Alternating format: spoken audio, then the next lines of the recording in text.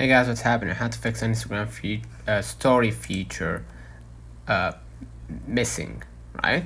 So what you're gonna do, just go back to your screen, and for most people, you need to go ahead and search for Instagram, alright? And as I said, for most people, the problem is you haven't updated your Instagram, so you need to update it in order to get that feature, right? So if you have a feature problem, you probably need to just update or re-download the app so you can force the feature to come on the app, and then you're gonna be able to basically get that feature, right? Or fix that Instagram story lost feature. So let me know in the comments if this video helped you.